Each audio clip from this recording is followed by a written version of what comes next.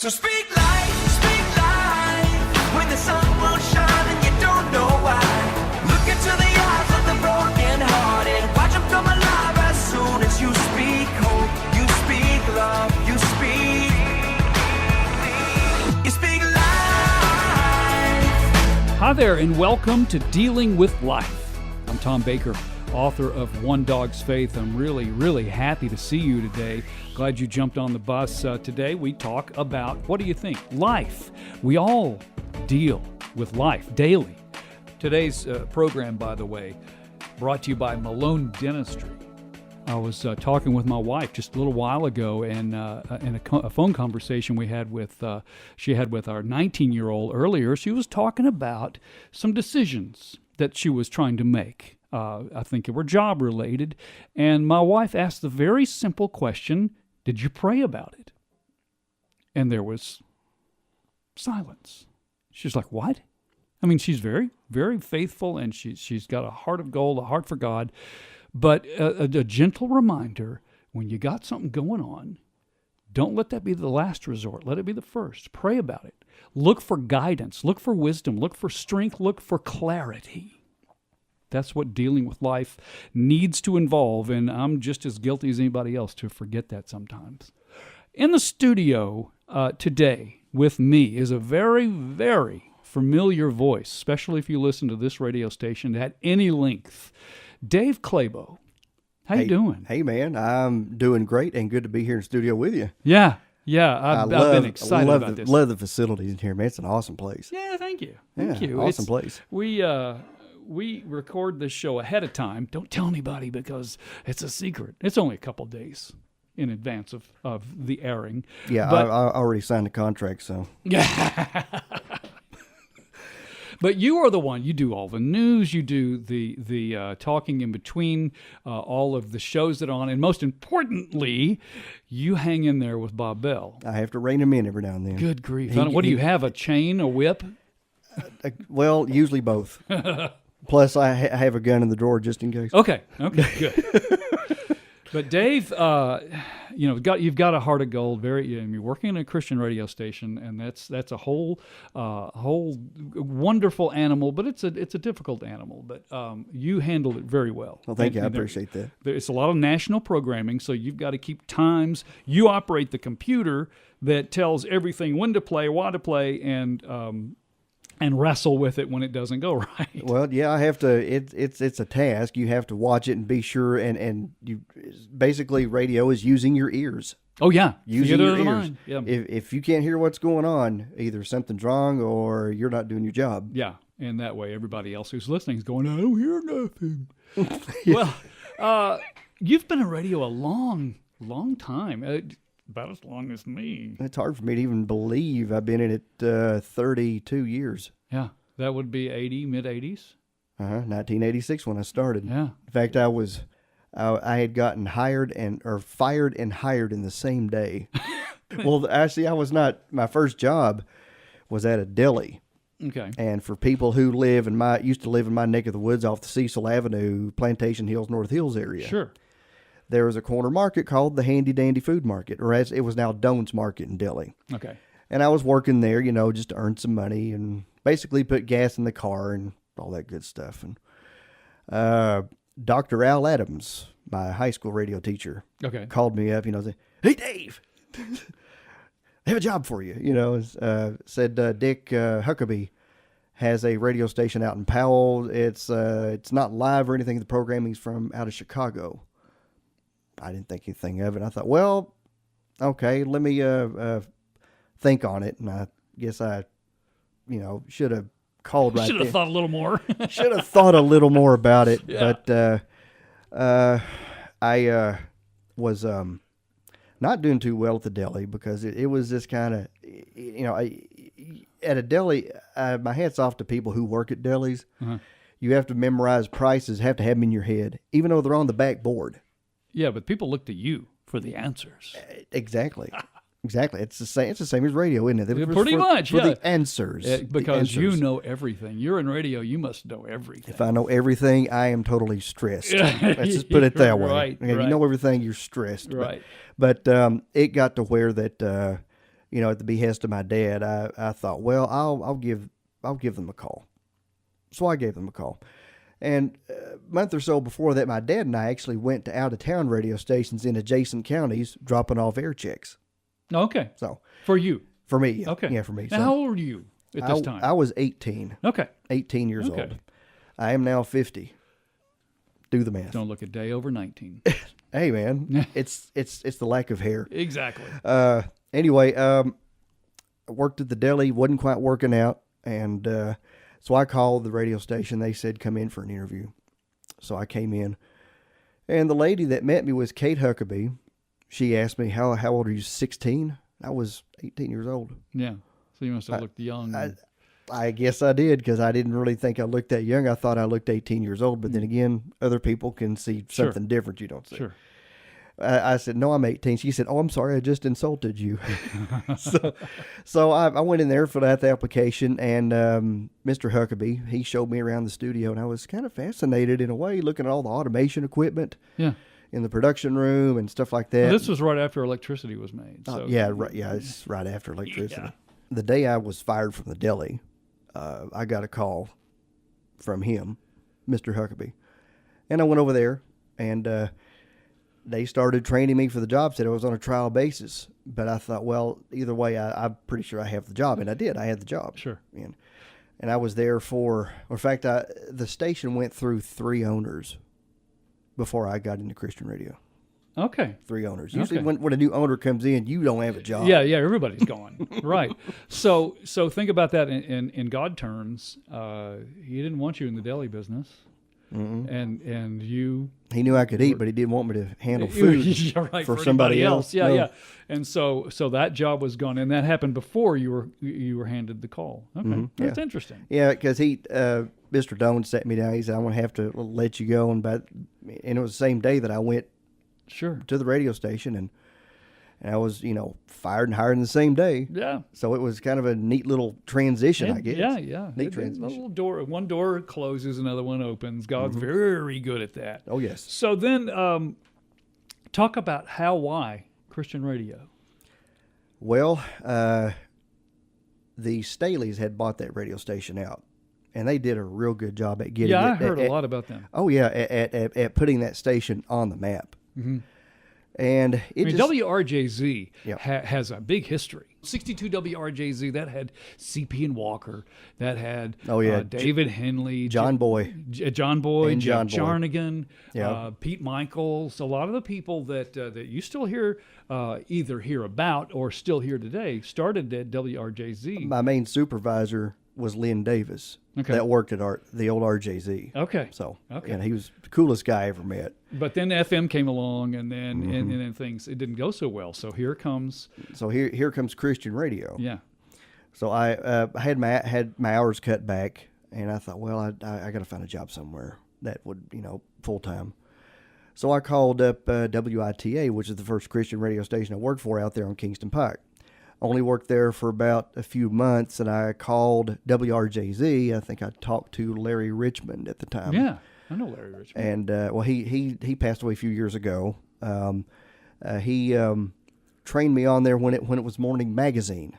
Okay. It was not the Bob Bell Show then, and Bob was still I think in a station in Maryville, WGAP. Yes. Yeah, but I was there in '91. I was there until October '91, and that's when I went to work for the Moles. Okay. Reverend Mole. Yes, from 91 to 97, I worked for them. Okay, but still Christian radio. Yeah, still Christian radio. Because the thing I wanted to do that appealed to me about working for Reverend Mole's station is I got to do live radio, which I always loved to do. Just live and in person, not pre-recorded.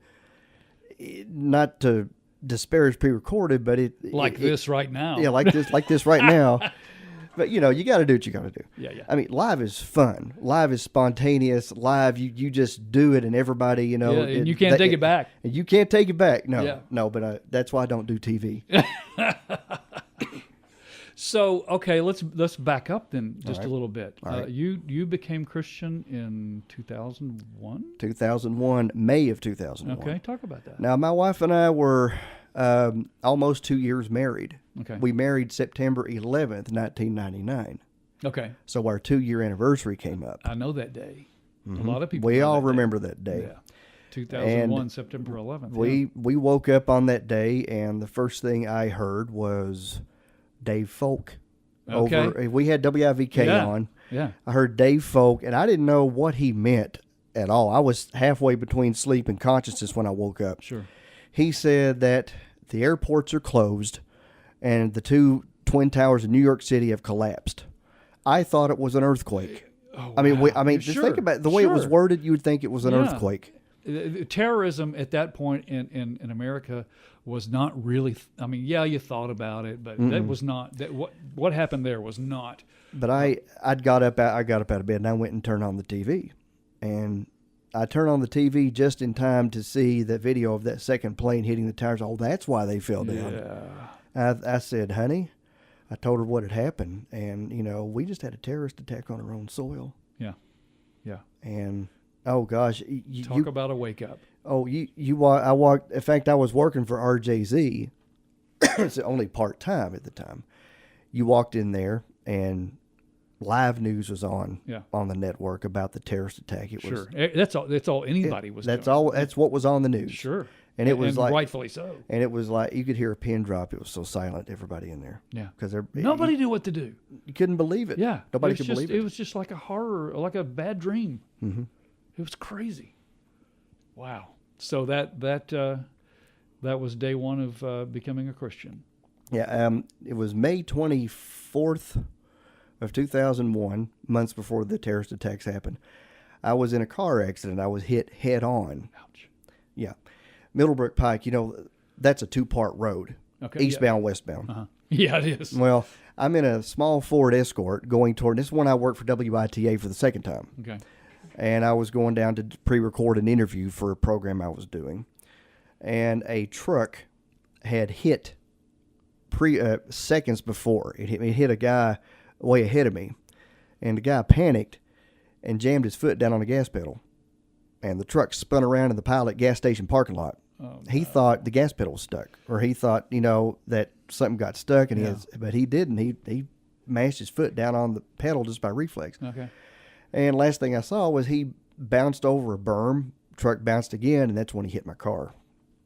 Broke part of my thumb, and it didn't knock me out or anything, but it knocked my glasses off. Okay. And it was, I was really stunned and shaken pretty bad. Yeah, that's scary. That's very scary. I mean, a Ford F-150 pickup against a Ford Escort, there's no contest. There's no contest. One-sided. Yeah, that's a one-sided contest. Yeah. But I prayed the sinner's prayer in St. Mary's Hospital because I didn't know if I had internal injuries or if I was bleeding. Yeah, you don't know anything. Everything hurts. I hurt the day after. It was pretty scary. Yeah. So I've been a Christian ever since. That's a good starting point. Well, it took that to make me think about my own mortality. Yeah, and then you wake up to September 11th, 2001.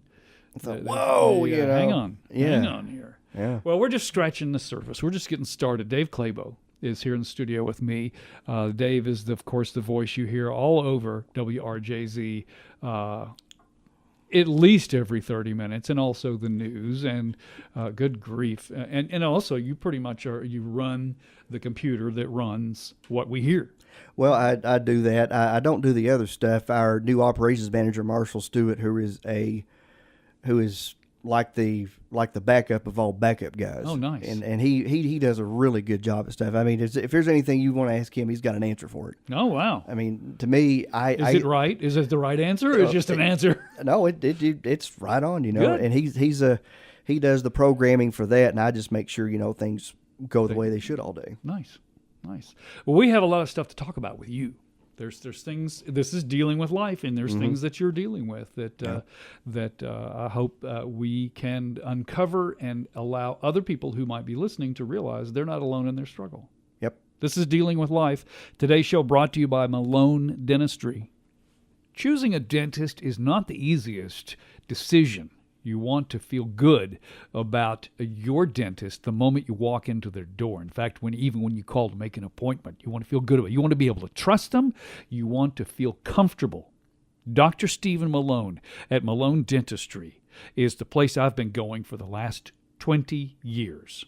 They offer a full range of dental services, smile makeovers, whole mouth rehabilitation, crown and bridge restorative procedures. They do it all. Cosmetic, even if you're thinking dental implants, they do it all. And what about this? Have your teeth straightened with Invisalign or even TMJ therapy. Dr. Stephen Malone at Malone Dentistry, along with his associates, Dr. Aaron Noble and Dr. Michael Costa Jr., and their staff of 15. KnoxvilleSmiles.com. Malone Dentistry, right off of Kingston Pike on South Peters Road. This is Dealing with Life. I'm Tom Baker. We'll deal with more in just a minute. Look out, 'cause here I come. And I'm marching up to the beat I drum.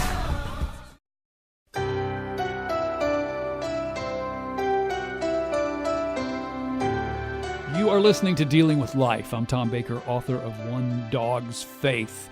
That's a book, a popular book that's been out for over a year now about life, about worry, about dealing with life through the eyes of an innocent rescue mutt named Mango, my dog.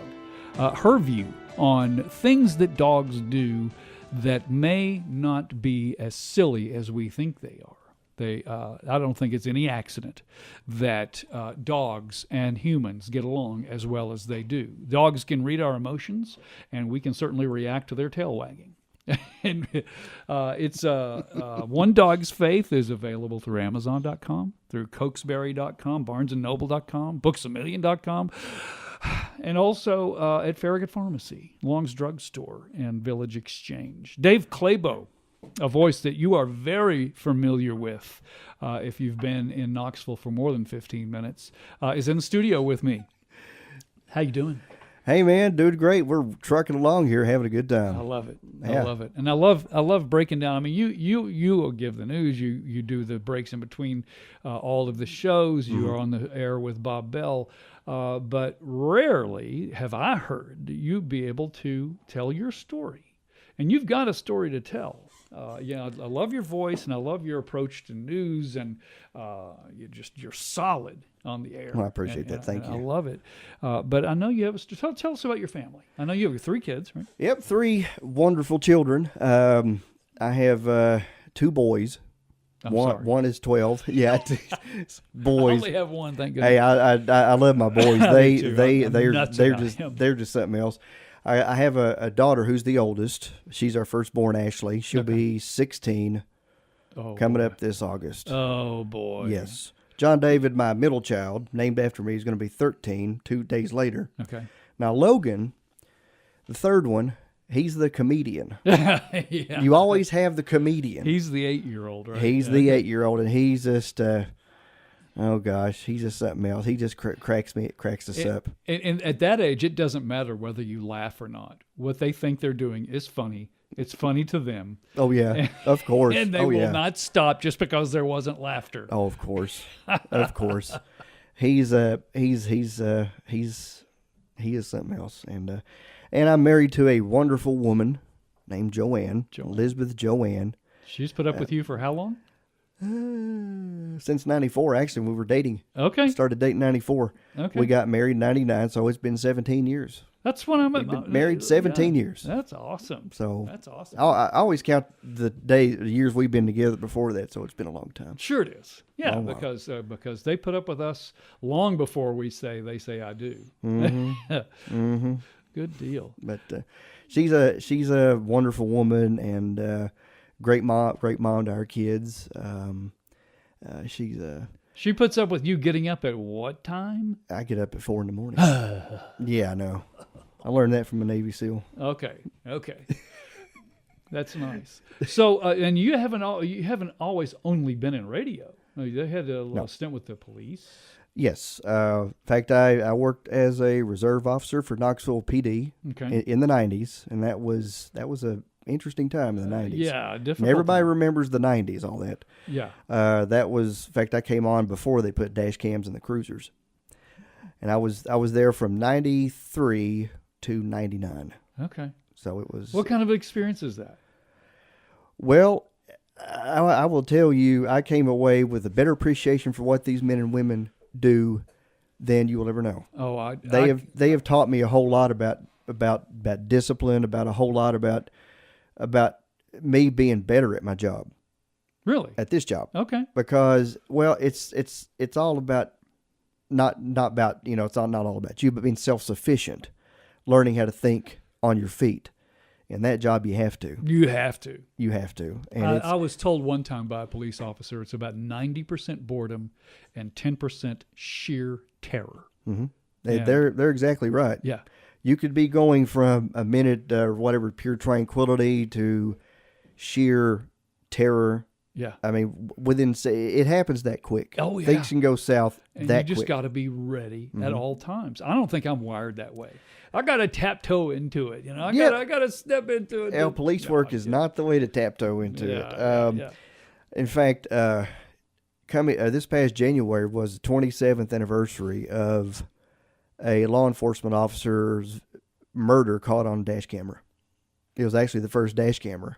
How about that? Well, you remember Constable Darrell Lunsford, Nacogdoches County, Texas? Yeah. That was all over the national news. And I was at RJZ at the time. Okay. He was, in fact, this video is used as a training video in all police academies as to what you do not do on a traffic stop. Oh, my. And, I mean, I did traffic control at UT ball games. I did patrol for a few years. I did the wagon. In fact, I switched off every other week. I didn't want the wagon had to be fun. Well, it was smelly. I could say that. Oh, yeah. I mean, it smelled of, smoke, sweat, alcohol. Alcohol. Anything that you could smell that was bad, that's what was in there. Boy. And even if you hosed it out, you couldn't get it out. But that's what you had to put up with. Yeah. And I mean, and believe it or not, I enjoyed every minute of it. Doing that. Because, I mean, you learn a lot from these people. You learn their dark humor. Yeah. You have to have that. Yeah, well, yeah, you have to, because you have to have some kind of an outlet for that. They have to have that outlet. Otherwise, they would go crazy. Yeah, that's true. And I learned one thing, that the fear of being killed doesn't stress them out. Really? This is just my opinion. Okay, yeah. Well, you saw it for 9 years or so. Yeah. Six. Okay. Yeah, from what I've observed, the biggest thing that actually stresses them out is the politics of the job. Is that right? Well, here, in any municipal job, Government. Doesn't matter, government, police, Sure. Either fire department, city fire department, or county sheriff's office, you're dealing with people who pull the purse strings, that handle the money. Yeah. And you don't know that if you make somebody mad, if you're not going to get new equipment to help you do your job better. That's true. And that's stressful. It is stressful, especially if I've heard of departments, not necessarily this one, I've heard of departments that work with outdated equipment, and they still do. Yeah. And that's what makes it that much more stressful. It's not the fear of being killed, because they know they can protect themselves. Trying to do your job. Yeah, trying to. And I think officers in this city and county are better equipped than they were 10, 15 years ago. Yes, definitely. And definitely. And so, but let me ask you this: Yeah. going through that experience as a Christian, what's your perspective? Well, here's the thing. Just I'll back a bit. At that time, I was not a Christian, Okay. but I worked at a Christian radio. You believe the irony in that? Yeah. Well, then that's okay. Well, if you think, I think about it. Sometimes I wake up at night and I think, there would come a time where I could have seen a muzzle flash and that would have been it. True. Very true. And not a Christian. That's what a nightmare. I would have been judged immediately. Yeah. And I mean, if you really think about it, anybody's a police officer out there, if you don't have it right with God, it could be done right then. Yeah, it could be done right then. It could be done on a domestic call. It could be done on a traffic stop, which is scary in itself. A few seconds later, you're going to go, man, I wish I did. Mm-hmm. Because what's coming is going to really stink. Yeah, you can't regret it then. I heard something the other day, and it was on WRJZ. I don't remember which show it was, but the comment was that if you're a Christian, this is the worst it's ever going to be. If you're not a Christian, this is the best it's ever going to be. Because as life goes on and you head down, it's going to get worse. There's probably some truth to that. Yeah. Right now is the best it's going to be if you're not a Christian. If you're not, you don't have that freedom, because, see, you're in bondage to trying to be like everyone else. Yeah. I think of Jim McMahon when the Chicago Bears. did a Taco Bell commercial. He said burgers are boring, and so is being like everybody else. That's true. And that's how I view things. Some things are boring, like being like everybody else. Like everybody else. And being a Christian, I'm not like everybody else. No, we're not definitely not following the crowd. And I definitely didn't want to follow the crowd. I never followed the crowd in high school, even when I was not a Christian. Yeah. I just couldn't see being a preppy or a jock. Nothing against sports, but you were trying. That's not following the crowd. Yeah, I was just trying to get through high school. So talk about being in Christian radio. Way back when, of course, this isn't true now by any means, but back in the day, you were in Christian radio for a while and not a Christian. Did it? Was there turmoil inside? I don't think I had turmoil. Okay, but I think there was maybe a little bit there, but not much. It's hard to explain. It's really hard to explain. The devil is a liar and a deceiver. Yes, so he very wants, good at it. Yeah, he wants you to think that you're a Christian because you're here in Christian radio. Yeah, I'm working here. I must be a Christian. Yeah, well, just because I stand in a garage doesn't make me a car, right? Good point. I mean, come on. Just because I sit here in Christian radio and play gospel music with the Gaithers, doesn't mean I'm redeemed. Well, and I think a lot of people, every church has that. It has people in there that maybe think they're a Christian. They're a Christian because they're there at church. Mm-hmm. And that doesn't do it. That doesn't even come close to what needs to happen. Some guy actually told me at one time, and I couldn't help from just kind of laugh inside. I didn't want to laugh out loud. He said, "Well, if your other relative's a Christian, he said that I was covered over by what? Proxy." By something like that. If that's what that is, I thought, how can you be covered by proxy? You have to have an individual relationship with God Himself. There's a lot of people, and if you're listening and you're wondering whether you are or not, then that should be a red flag right there. Talk to somebody who is a Christian, right, and ask them what to do. What do you need to do to ensure that you've got Jesus in your heart? Hey, actions would speak louder than words. Absolutely. Actions will speak. That's it. Dave Clabo in the studio with me today. This is Dealing with Life. Dave, of course, you've heard his voice, and as you've been listening to him, I know that voice. I hear it all the time. Dave is the solid sound on WRJZ in between a lot of the show's programming and on the air producing and being alongside Bob Bell on WRJZ. We'll talk more, get into some more personal things that I don't know if you were prepared to talk about or not, but we're gonna. I'm kidding. This is Dealing with Life. I'm Tom Baker, and this show today brought to you by Malone Dentistry. Confidence is an important thing. And when we are not confident about our smile, then we tend not to do it, or we hide it. And that's one thing that we got to do, is spread our smile.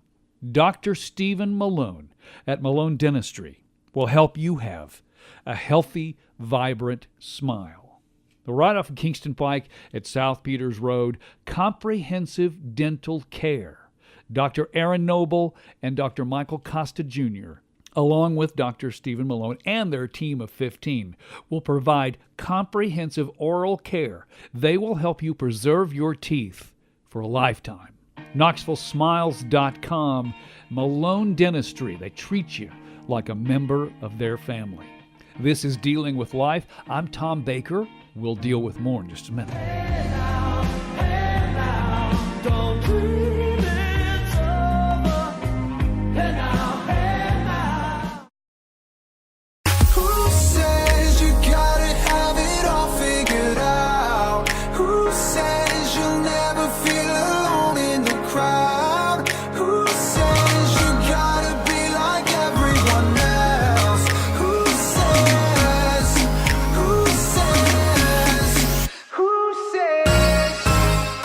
You are listening to Dealing with Life. I'm Tom Baker, author of One Dog's Faith. I'm thrilled and honored that you are here with us. And I say us, Dave Clabo is in the studio today. This show today brought to you by Malone Dentistry.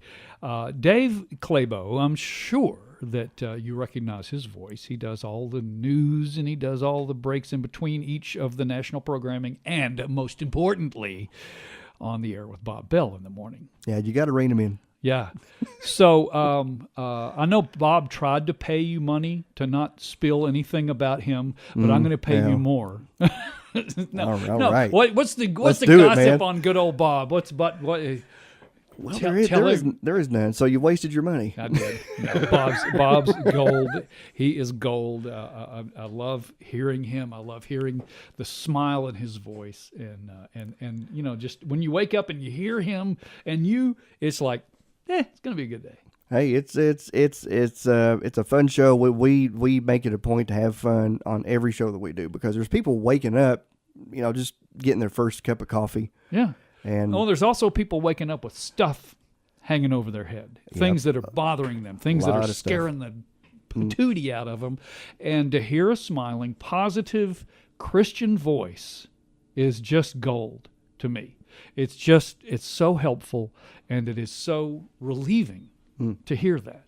And God bless you guys for doing that day in and day out. Well, we surely enjoy what we do in helping people get through the day.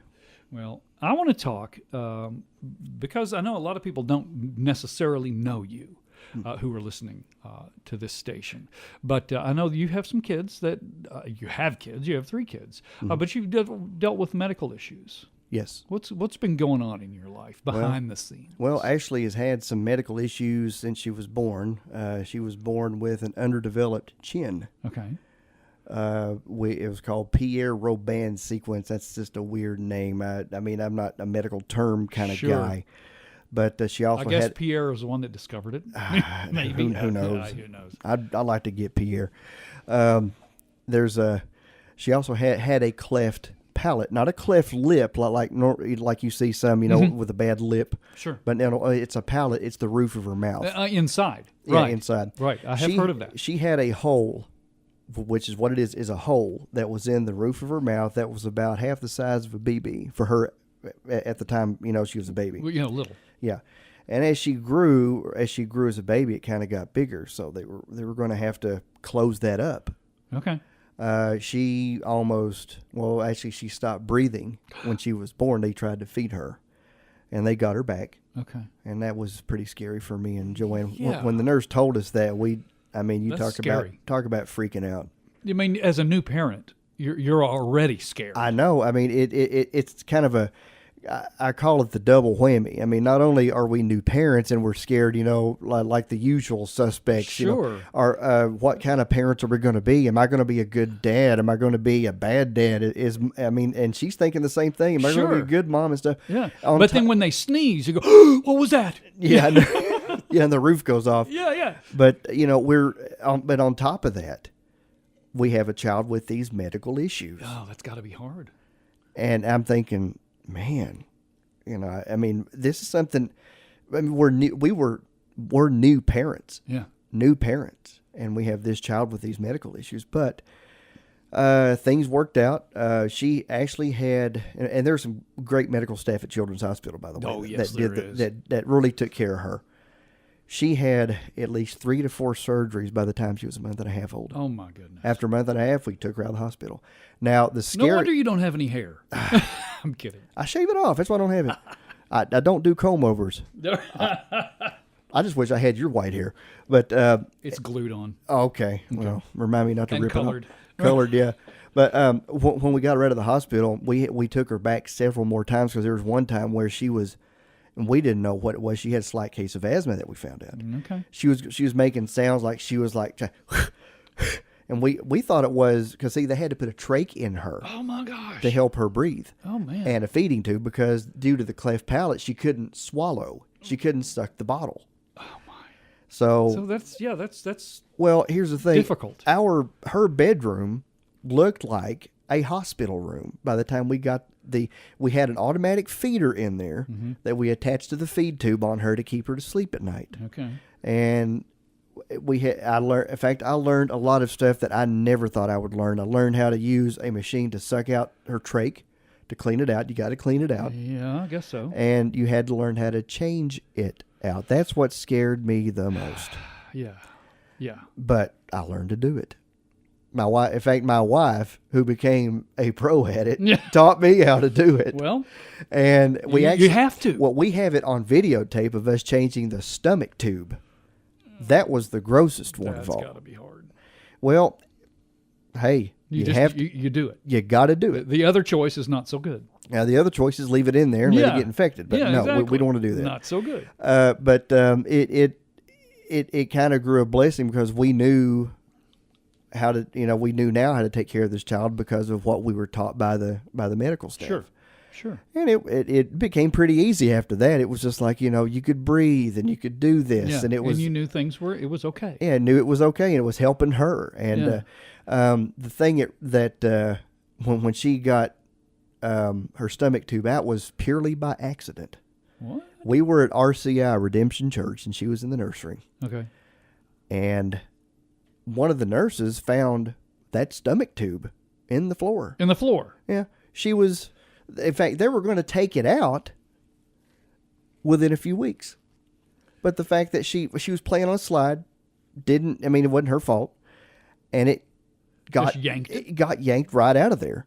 So you saved a surgery. Yeah, you just take it out and let the wound close on its own. Sure. So we took her to the hospital, and they tried to put it back in, and so they got a hold of her main doctor and they said, well, if she's eating on her own, which she was at the time. Yeah. So it didn't need it anyway. She's eating solid food. Well, just go ahead and leave it out, and we were happy about that. Wow. She had her trach taken out. I think maybe my wife can correct me on this, because she's good at that. Of course. About a year and a half later, she had her trach taken out. Now, she actually learned a trick to this trach. A trick to the trach. Yeah, only a radio person would say that fast. Yeah, well, I'm not going to. She would put her finger up to, this is when we found out she learned how to talk with it. She'd put her finger over it and go, my, make that noise. She couldn't do that before, but she figured out she put her finger over there. She figured that by herself. We were just ecstatic. That's great. We were ecstatic. And she's now 16. 16. That's wonderful. Barely noticed the scar in her neck. Oh, great. That's awesome. Barely noticed it. But that's not all you've dealt with. No, and are dealing with. But it's the biggest challenge, I think, is, John David, my son, he's got Aspergers. Okay. That's a mild form of autism. Right. And we access a lot of autism websites and even contact those on Facebook who have a child with Asperger's. And it's very interesting to hear the difference. In fact, one of my wife's cousins, whose son has autism. Okay. He doesn't have Asperger's. He has autism. Right, full blown. Well, not full blown. But he's functional. Okay. His name is Ethan. He's a really sweet looking little kid. Yeah. And he has those kind of episodes like my son has, the meltdowns. Okay. That's the challenging part is the meltdowns. Okay. And I would tell anybody who has a child like that, you're not alone. You're not the only one dealing with that.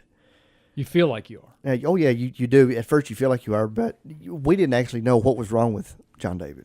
Okay. But we thought there was something there because he kept lining up his toy cars in a straight line. Autistics are good about perfection. Okay. And they love trains because trains are perfect. They just go and go, and they don't turn, they don't deviate. They're just on schedule. And that's what if only life could be like that. Oh gosh, yes. Life was like a train we could cruise, buddy. Yeah, and then it would be really boring. God knew that. He said, "Well, I got to throw some curves, some left turns here, just to make it." There's a lot of other stuff that we are still dealing with that I can't mention on the radio. That's fine. But he's doing good in school. That's great. Doing really good in school. He used to not do so good because of his behavior, but now his behavior is very, very well now. I mean, he's done good in his behavior. Yeah, he has the meltdowns. Yes, he'll have the meltdowns every now and then. But is that because of growing older, or is that just because you've been able to control through medication? Control through medication because he has a little bit of ADHD. Okay. It's like I read somewhere about Aspergers and autism that when they're at school, they know they have to focus on learning because Right. they're into routine, they're into schedule. Okay. Everything has to be here and there at this Right. time. And it's like filling up a balloon with air. You know, he goes to school, that balloon fills up a little bit more. Throughout the day, fills up a little Okay. bit more. Okay. You understand what I'm saying? Yeah, yeah. And so when he comes home, pops that balloon and he's all over the place. Oh man, just because it's out of routine. It's not out of routine. It's that he's just letting all that out because it's like, Oh, I see what you're saying. totally. Yeah. I mean, you've had those times where you like squeeze your fist and you want to Yeah. scream. That's what it is. That's what it's It like. just with him. release. Total Yeah, release. And he's into different things, Okay.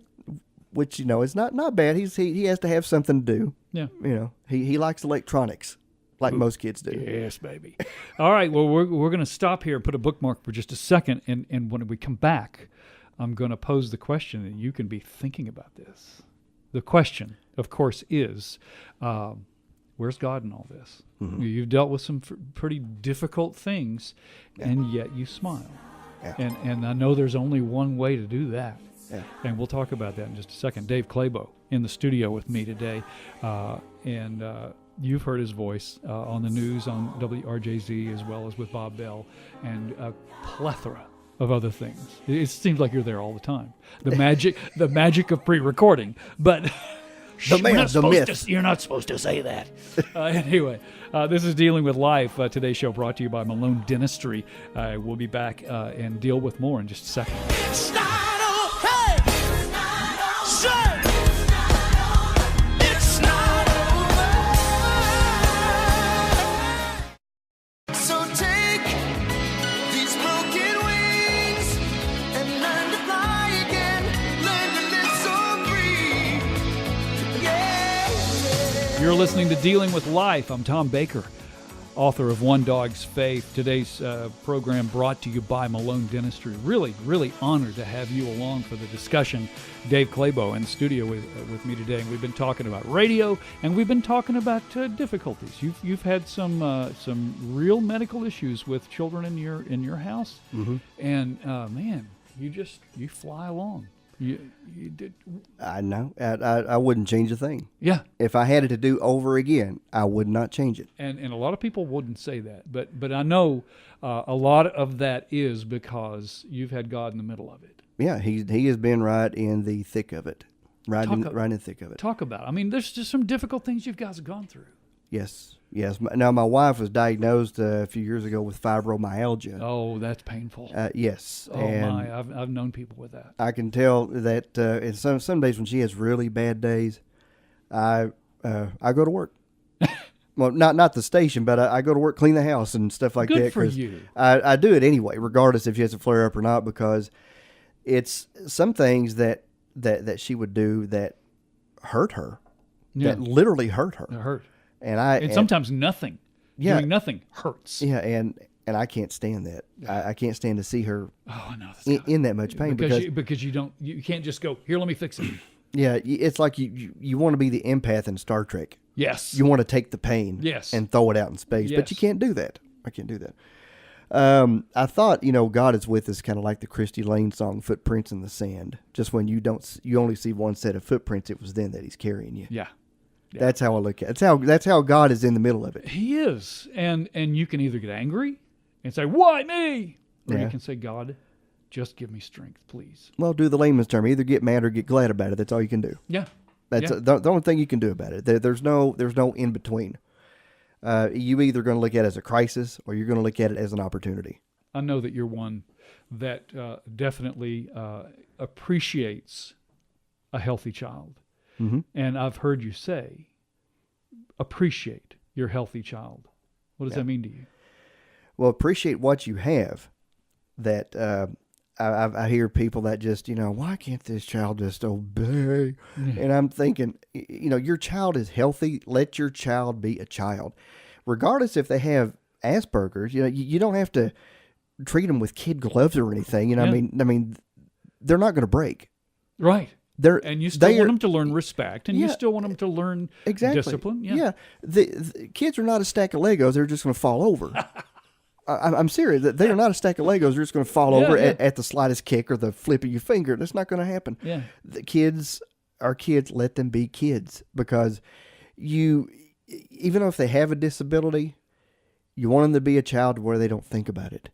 You want them to be a child. So true. You want them to grow. Yeah. And everybody really, if you think about it, has some kind of struggle. Mm-hmm. And every struggle's different. Mm-hmm. And if we draw on the strength of God to be able to handle it and move forward with them, and like you said, treat them normally. Yeah. And that takes some strength. It does. I thought of another funny way of looking at it. And father-in-law was asking his son, he says, "You guys okay?" And said, "You guys needed help?" And the son-in-law said, "Oh no, God will provide." So we asked him again about something later on down the road, and every time son-in-law says God will provide, so he goes back to his wife and says, "Honey," the wife says, "Well, honey, what did you get a chance to help him out?" He said, "No, he thinks I'm God." Says God will provide, father-in-law is going to pitch in here. Oh, that's perfect. That's perfect. Thank you so much for being here and sharing some inside stuff that can help others understand that they're not alone. I certainly hope it does. That things are not as bad as they seem they are. They're only as bad as you make them out to be. That's true. That is true. And if you keep staying in that mode, it's only going to get worse. You need to understand that kids are kids, and they want some sense of normalcy in their life. And by all means, continue to take them to church, get them to know, some people in church that are good, godly people. Yeah, yeah, and seeing the positivity that there is, and following God and leaning on His strength. Mm-hmm. Exactly. And being a smiley person yourself. Oh yeah. And you do exemplify that. You've dealt with some serious stuff, and you smile. Well, I have to. I mean, I would not be doing my kids a service by just all the time. I mean that would only drag them down. And yet they have their little problems every now and then. Sure. We have our disagreements and stuff, but what kid and their parent doesn't? No. I mean, that's called normal. Yeah, it's called growing up. Yeah. They have to grow. But at the end of the day, it needs to end in a hug. And Mm-hmm. I love you, and you are tremendously important to me, Mm-hmm. and God loves you too. Yep. Thank you so much. Well, you're welcome, Tom. Dave Clabo. This is Dealing with Life. I'm Tom Baker. And remember, your life is not falling apart. God is piecing it together. You may not like the direction, but He's got it if you just reach out your hand and have Him help pull you through it. We'll deal with more next week. It's